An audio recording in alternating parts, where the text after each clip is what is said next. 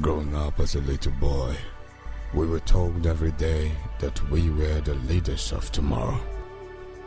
Good roads, stable power supply, good education, job opportunities, political inclusion, better healthcare, reduction of the cost of living were some of the things we were promised in tomorrow. We were so excited about the hope we had been fed with about tomorrow. But days went by, years went by, and tomorrow never came. Turned out there was never really a plan for tomorrow. It was all a lie to keep us in their mental slavery. Because with each day that goes by, I see my country being stripped of her glory. But we know better now. We are more aware now. It is time to take our country back from these hijackers who keep recycling themselves. If this tomorrow must come, we will have to create it ourselves. But this time with someone we can trust. Someone who understands our pain. And so I call on every Nigerian youth. Come 2023, come out and vote. Because our vote is our power. When you vote, vote for a man we can trust. Vote for a breath of fresh air. Vote Atiku Abubakar for president. Welcome to another edition of Headline Roundup. My name is Akindele. It's a beautiful morning in Nigeria today because everyone is happy because Atiku is on the ticket. And it's a wonderful day that everyone could actually be lively at because you know that I'm on set with my colleague, Michael Pepple. Yeah, and we're going to be taking you on very, very basic news that are actually making rounds in Nigeria today. Pepple, I noticed that we are in another situation in Nigeria today, insecurity. You can see just earlier yesterday, people were actually scared of actually staying outside more than 7 p.m. And it's actually the hopes over this administration to understand that people cannot just be insecure about their environment, not even talk about how to sleep. This story did not begin in the wealthiest of homes, or streams flowing with liquid gold and silver spoons dipped into stews garnished with privilege. In this story, the king was once a peasant, a humble son to parents of humble means. A firm hand on the farm, shepherds of rolling herds fetching feed for the famished of the flock. There was no power in his homestead, but everyone agreed. His heart shone with the radiance of 1,000 fireflies, regardless of how dark the night. These were different times, grassroots times. Kojoli was the place he first learned to dream, under the soft glow of crackling firewood flame, to ask, what miracle can these proper hands grow, and to pray the prayer of a seed in dirt. But dirt is a fertile ground for the germination of being. This story, from the wind-swept northeastern landscapes in all their glorious barrenness, with the gates of his father's house shut against the penetration of Western education, it seemed like the future would be full of doors no son of Garba would be able to unlock. But destiny is a dogged shadow, chasing and chasing until it caught him in Jada. God bless Kawu Ali, who had learned to believe. Even in those grassroots times grazed by doubt, he would register the little dreamer in a school and did not scorn his baby steps as if to say, yes, even the Iroko was once a tender seedling, learning to survive the rage of seasons. So dream, let the stars guide you. This story is about the path the dreamer towed through toil and tremor, tempest and tide, eating failure like yams. Some of them were hard to swallow, but it takes a man thirsty for triumph to keep watering his spirit when losses come encroaching like desert sands. Orphaned at 11, mother's heart gave up when the star of a chap began to glisten. He faced the world with a wrestled smile. Someone once said, grace is God's gift to you, but discipline is the gift you give yourself. Tito your debt though. This is Atiku, and Lord knows it takes a man yearning for mastery to refuse to open the door when the urge to give up comes knocking. This is Atiku, giving back generously to the very land that turned its back on him. mounted castles where only shacks once stood. This is Atiku, who does not just say education is the key, but has forayed into the fairy furnace to forge many keys for our children. The man who has stood the test of age and times, who has ascended realms only few have dreamt. This is Atiku, battled the pressures of the Echelon to return to us as the diamond in the sky, who has scattered his seeds of unity in a land fragmented by shallow loyalties. Atiku, the man who has built empathy out of resentment, resilience out of defeat, and grace out of grass. This is Atiku, wazirin Adamawa. Namiji barkono, mai akuya yayi tafiyan dare ma bale mai kura? Ai wajen saukan doki ba, wajen saukan jirgi bane ba. Kuma koda kura baya cizo, ai ba za a hada ta da rago ba. Kuma mun san cewa kowa na Allah ne, amma dai damo ai na mai gona ne. This man, willing to speak our problems into the light and articulate solutions for the good of all. Atiku, the man for whom our collective struggle is but a deja vu, and trust the man who has done it once to do it again. For out of Jada, a bud of hope has risen like a prophecy, and this time it will not wither in vain. By the light of his heart and the willingness of the people as active stakeholders in the business of actualizing the greater tomorrow we all dream. Nigeria, the universe is calling. It is our time to answer.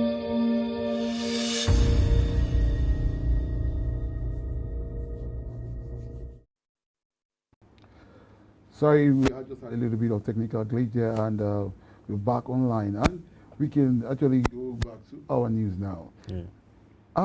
Pepper, I was discussing with you about the insecurity situation in the country at the moment, and one would wonder what exactly the government of the day is doing, because it seems like nobody's aware of what is going on, and Nigerians are beginning to actually sleep with their one eye, not even one eye, with their two eyes open these days, because one cannot but actually listen to the news that is coming, even not from Nigerian organs. We're hearing from the U.S. Embassy that Nigeria, the capital of this country, is unsafe, and we are actually waiting for an imminent attack on the FCT.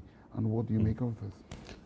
I hope it doesn't get to that, but just to say again that when this sort of alarm comes from overseas countries, it spells a negative tone to the federal government, because if what's the work of the NIA and the DSS if they can't, get ahead of a foreign agency, and they themselves know that the probable attack is imminent. That's what they say.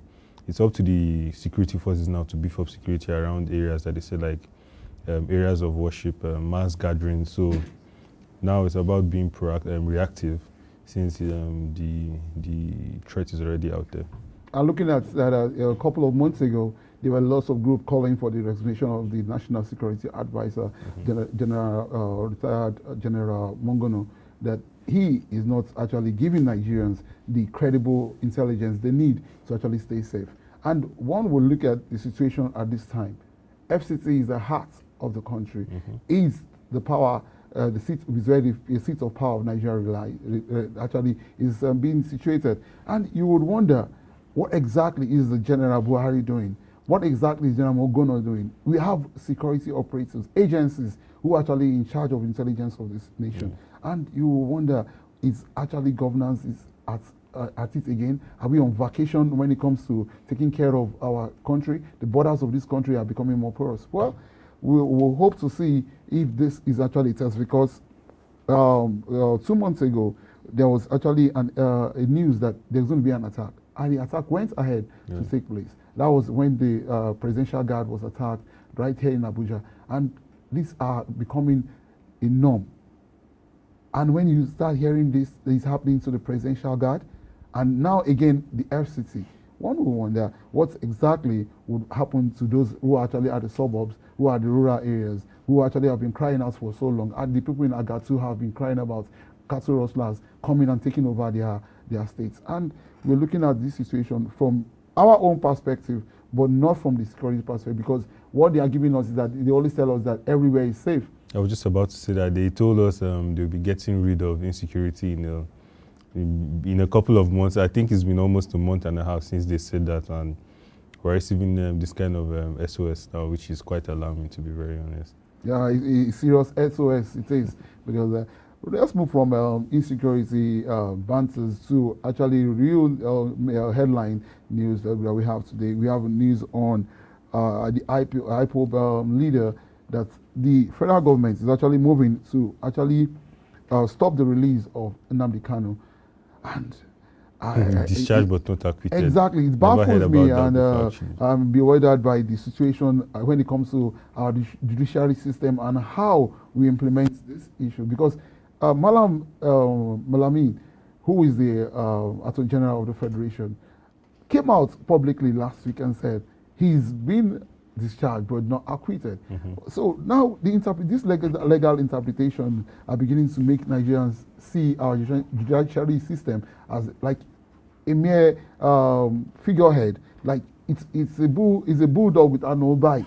And one will begin to look at what is going on with the judiciary system, which Malamin is the Attorney General of the Federation.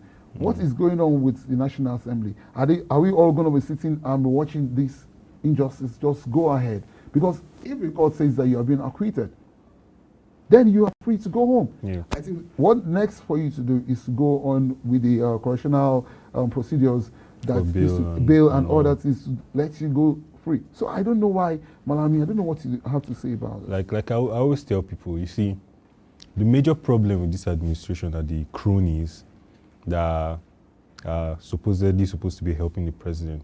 Because I think the president believes in due process, and as long as due process is followed, he's up for it. In this case now, it's Abubakar Malami that wants to give the administration. Are you actually telling me that Buhari likes due process? I mean, when it's clear and obvious, I mean, I guess a man who barged into the Supreme Court justices' houses and broke down the house in River State, went ahead to arrest. You know, I would actually play devil's advocate. You're free to play that. You can go on. Yeah. So like I was saying, in this case now, it wants to be Malami that gives the administration a negative publicity, I guess, because every human being, every citizen, no matter what he or she has done, has the right to fair hearing, and innocent until proven guilty. And in this case, after such a long, they've been taking them for over some months now, and the courts have finally made a judgment, and they're trying to put politics and sentiments into it. It's a bad move from them. But at the end of the day, like I always say, justice always takes its place. Because probably our viewers need to actually know this about General Muhammad Buhari. In 1984, which the popular Decree 4, and you could see a man who actually looked at Nigerians and without recourse to consequences and said, I'm going to actually make sure that all the home media houses are actually going to respect when I talk, when I tell you to talk, and when exactly you don't need to talk. So, and now we're looking at the same things playing out. You'll be using the state apparatus to actually bully who comes your way. And now it's Nnamdi Kanu. Like they say, you don't know who is going to be next tomorrow. We have Dadiati, who actually opted today, who was actually kidnapped in front of his house. He was abducted by unknown security operatives. And up to today, he's missing. So we are looking at a situation whereby total disregard for rule of law. And you look at a man who has actually, over time, has actually benefited from this same law. And because he came in under the premise of a reformed electoral act. So we are looking at a situation whereby Malamin and Buhari and his cronies are actually rubbing it off on Nigerians and saying, we don't really care about what happens. We will have a few days to spend on this administration. And whatever we do, the next administration can come and carry the bottlenecks and start all over again. I think we should begin to solve problems and not create more problems. I think that is where we should be, because you are looking at an agitated section of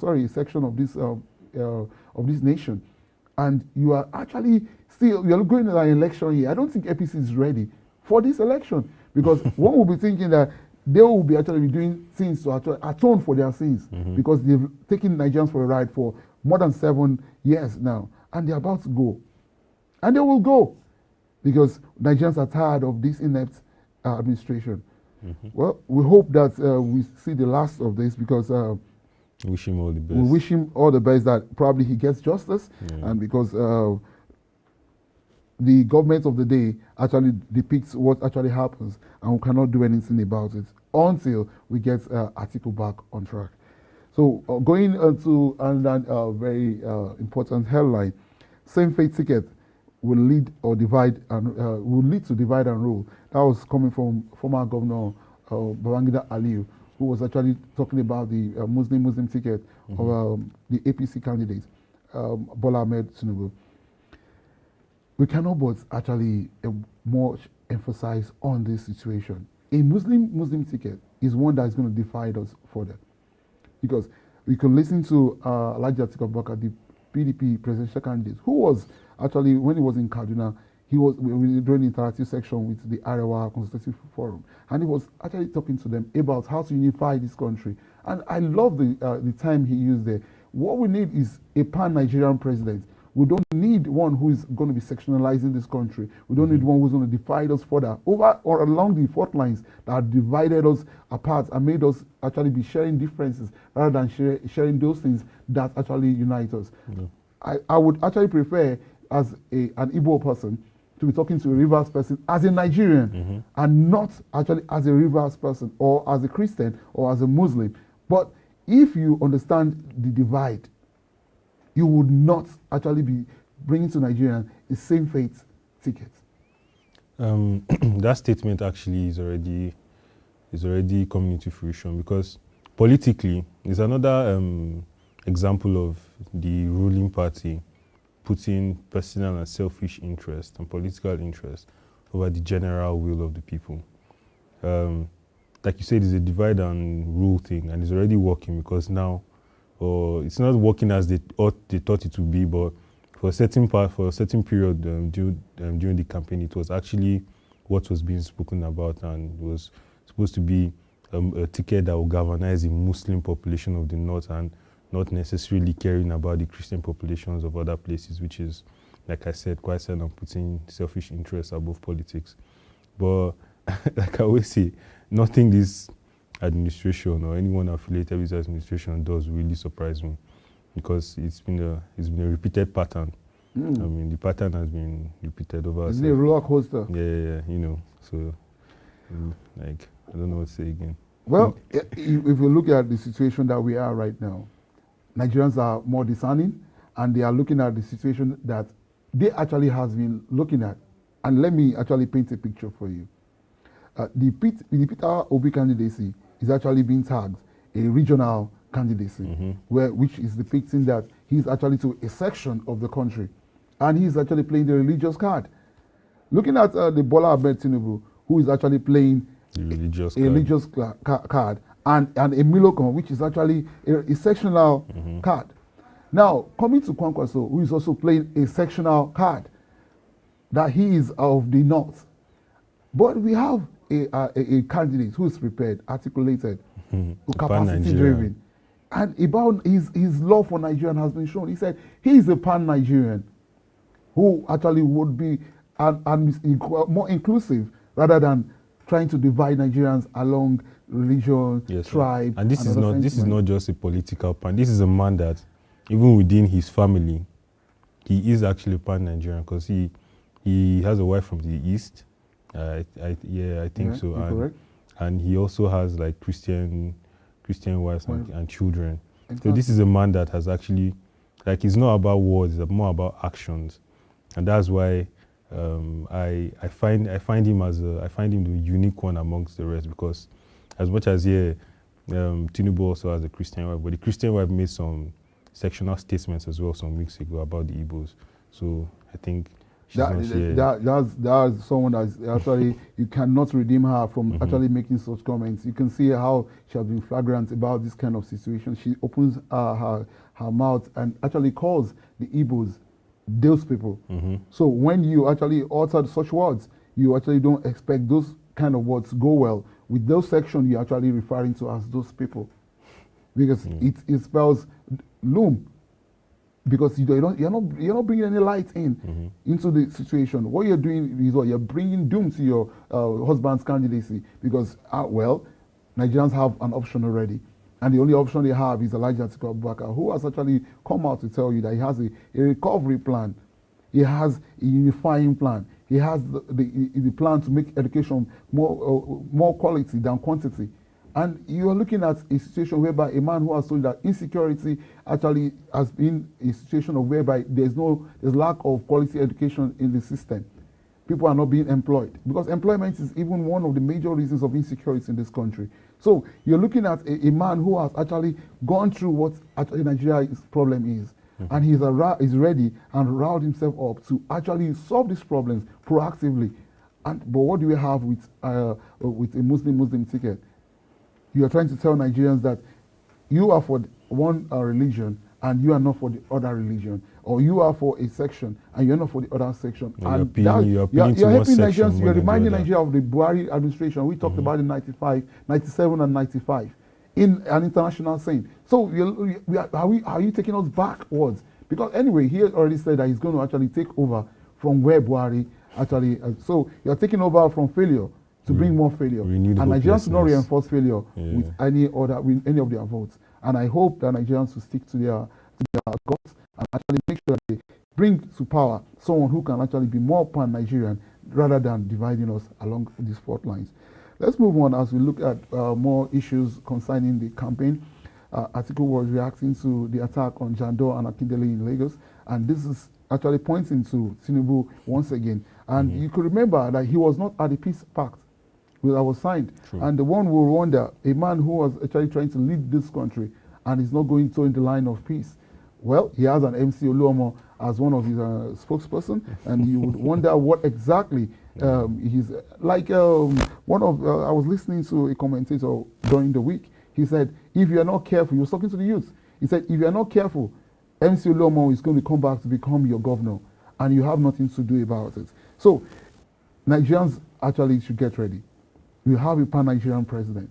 We have one who is ready, capacity-driven, who is not going to respect violence in this country, but who's going to tackle violence head-on. Because you cannot be attacking candidates who actually are there to serve. Lagos State is not just for one person. Like the Oba of Lagos told the Igbo people to go, that anyone who does not vote in 2019, who does not vote, that they're going to actually end up in the lagoon. So all these kind of rhetorics, all these kind of narratives are not what Nigerians want. What we want is an election. We don't want war. Yes. So one will be looking at it that the youths, what are the youths doing concerning this kind of rhetoric coming in? How are we turning their perception? I don't know what you have to say about this. Are we surprised? That's what I have to say. Like, we've been talking about the same thing like over and over again now. Like, this is an administration that generally they obviously do not have any respect for the rule of law. It's their way or the highway. So it's good that Atiku came out to talk about the destruction that happened. And it's quite sad actually, because if this was another person's supporters, it will be World War III that's going on. Yeah, exactly. But then it just goes to show you that at the end of the day, everyone has to be matured about the campaign. And we're in Nigeria, let's not forget, let's just go out prepared and stay safe. That's the best that we can do. Yeah, we need to stay safe during the election, because we cannot keep on having the same cycle, same format of election, whereby people are ready to grab the ballot boxes, people are ready to kill opponents just because to get there. This politics or governance should not be a do or die affair, because what we have is we want to elect leaders who are actually going to lead us.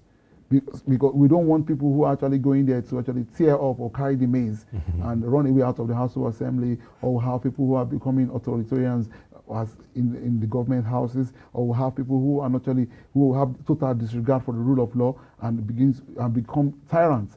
So we want people who actually are self-service driven, who are actually ready to actually serve Nigerians and not actually to enslave Nigerians. Because what we are seeing with these attacks is because the candidate himself it has the blueprints of violence already. Because right from your state, we've been witnessing tearing down of banners. People are actually being molested. Marketplaces are being shut down. You have situations whereby people are even scared to actually show themselves that, oh, I'm PDP, and I'm voting for Jandor. So because they know that if they do that, your state is tensed already. And you're not doing anything. You're not coming out to speak.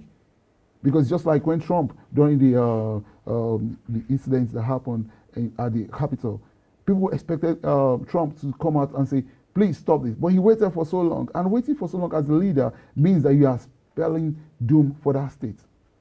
So, well, moving from the situations in Nigeria to a more unifying news coming from the UK, we have a new prime minister in the UK now, and one will be looking at the situation in the UK. It's very funny. Yeah, well, you see that's very funny. Rishi Sunak is the new prime minister, and he's one of the youngest prime minister they have right now at the moment. And that's globally, I think he's the youngest right now. And I think they say the past 100 years or so, he's actually the youngest. Exactly, and he's Yeah, the first colored, as they say. Exactly. Yeah. And you see why I was talking about the unification factor when it comes to Atiku Abubakar. I think the world is tilting to unity, love, progress. Because how can we progress or move forward when we are always in crisis, when we are always divided along our differences, that some people are taking advantage of it? Because that's what they do. People are taking advantage of these differences and they are trying to actually bring themselves to power. But like the baboon and the dogs will roast when Buhari was, when he lost his election. So we pray that this Prime Minister sticks to his mandate to actually unify England, than divide them, like what we are witnessing in Nigeria here, where we have the 97 and 95%. So I know the UK actually, they are looking at the situation now. I mean, the trust left just 7 weeks after coming into power. They have a new king, and now they have a new prime minister. I think probably they're having all male.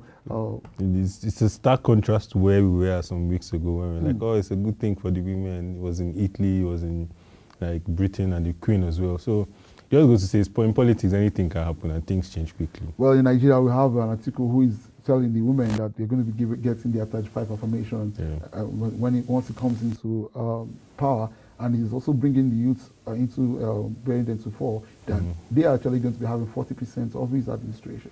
I'm looking at a very bright future for Nigeria here. Yeah, also, like I'm looking at the UK, that they're going to be having a very, very robust. It's good for the UK's publicity, actually. And that the Conservative Party hasn't generally, a general notion of the Conservative Party is not, that kind of public figure, but it's good that they have that kind of person representing them, actually, and I wish them the best. Yeah, because there used to be a Hindu mayor in London. Yeah. So, and now we have a Hindu prime minister. And when we had the Hindu mayor, there was no issues. So I think this might be a toning down on the issue of street violence and what we used to have in the UK, the rednecks versus the Muslims. I think these are kind of unifying motives that comes in play when you have these things occur in this kind of sphere. So I pray that Nigeria begins to look at more of Nigerianness rather than looking at the states. I'm from Osun, I'm from Lagos, I'm from Kaduna, I'm from Imo. But let's start looking at Nigeria first, rather than looking at our ethnicity, religion, whatever it is that is dividing us, and look at progress.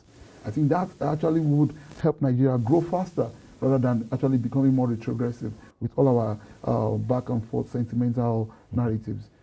Well, that's much we can have today, and we pray that we become more pan-Nigerian rather than dividing ourselves. My name remains Ikokuchidu Kemba. Don't forget to follow us on all our social media handles, AtikuLive.